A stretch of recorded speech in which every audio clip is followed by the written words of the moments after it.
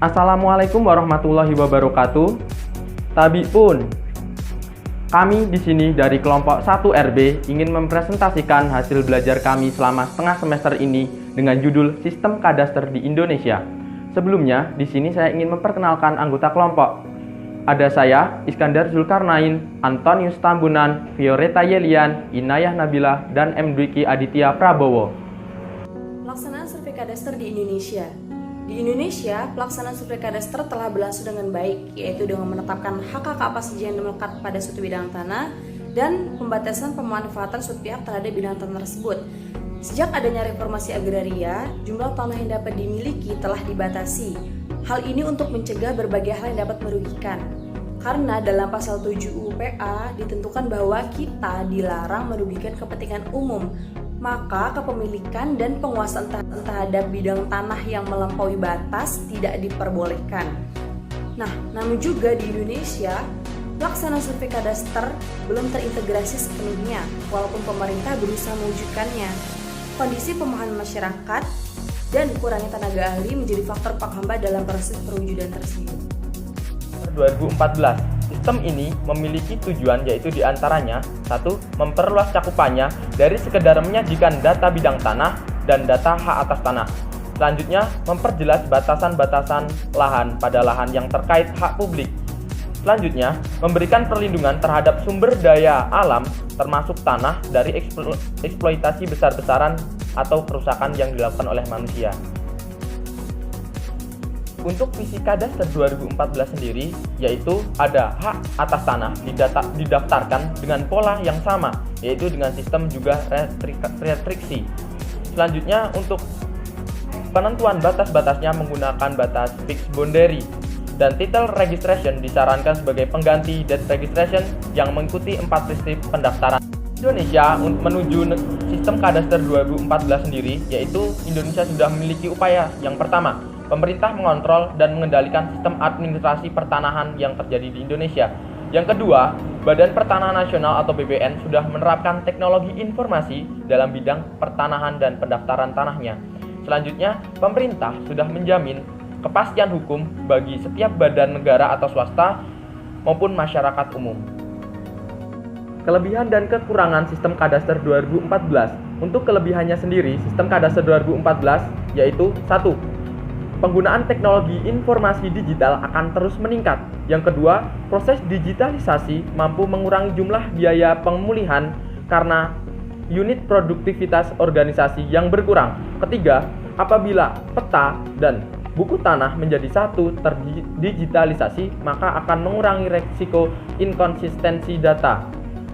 Untuk kekurangannya sendiri, sistem ini yaitu keterbukaan informasi yang tidak terbatas, sehingga privatisasi suatu objek tanah akan hilang. Sistem Kadaster 2034 mempunyai 4 tujuan. Yang pertama, membentuk suatu visi yang sama antara bidang hukum, industri, dan pendidikan. Yang kedua, menetapkan peraturan yang bertahan lama untuk menjaga komponen-komponen dasar sistem kadaster dari waktu ke waktu. Yang ketiga, mengidentifikasi hasil yang dibutuhkan yang akan digunakan sebagai acuan dalam bidang pemerintahan, pembuatan peraturan, standar, program penelitian, dan desain daripada sistem di masa depan. Yang keempat, menjadi rekomendasi aksi dan inovasi yang akan membimbing dalam mencapai sebuah visi. Sistem Kadaster 2034 masih belum dilaksanakan secara sempurna di Indonesia karena masih banyak hal publik dan peraturan-peraturan yang harus diatur secara jelas. Tetapi Badan Pertanahan Nasional sebagai badan yang mempunyai hak sebagai pengolahan atau pusat pendaftaran tanah di Indonesia sudah melakukan sistem digital dalam proses pendaftaran tanah yang merupakan suatu hal yang sangat baik dalam upaya pemerintah Indonesia untuk menuju sistem Kadaster 2034 di masa yang akan datang.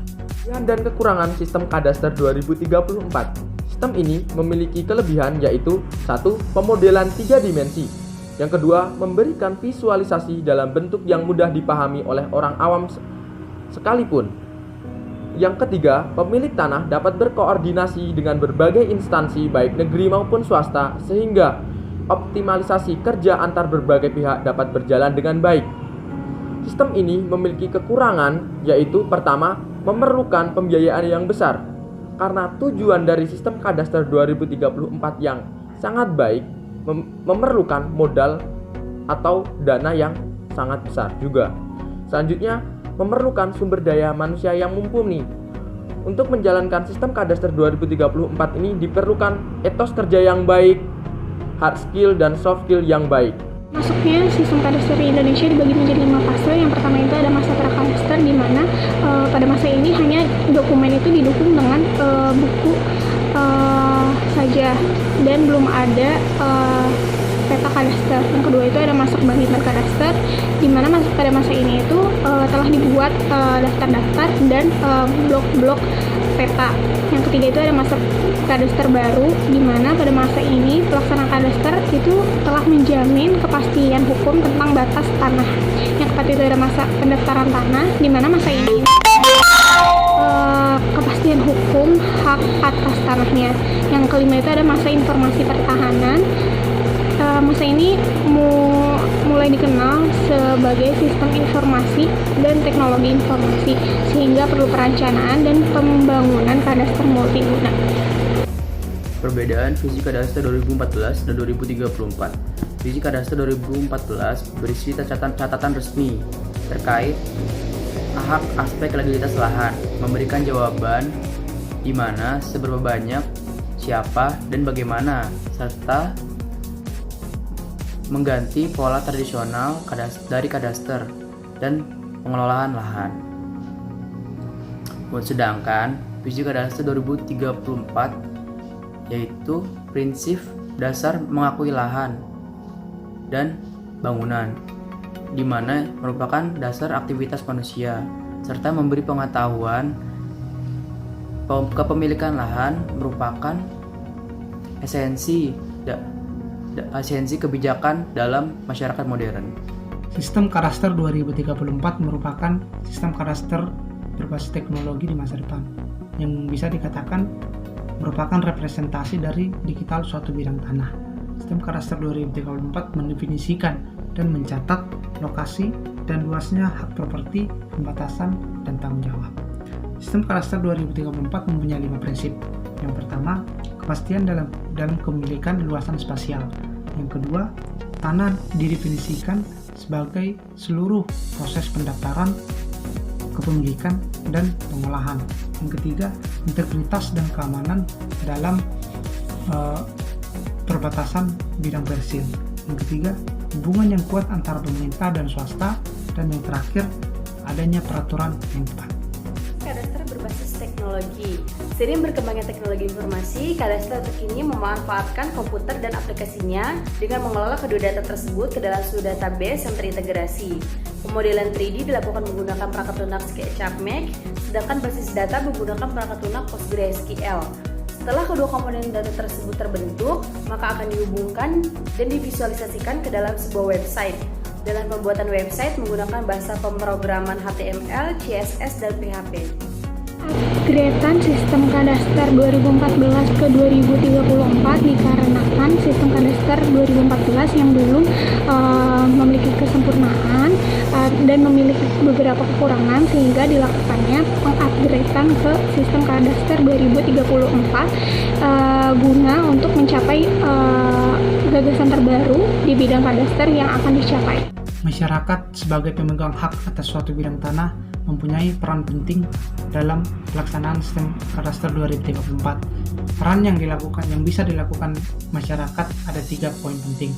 Yang pertama, menguasai teknologi yang akan digunakan untuk mengakses sistem kadaster 2034 di masa yang akan datang. Yang kedua, mengurangi atau menyelesaikan konflik antar batas-batas bidang tanah.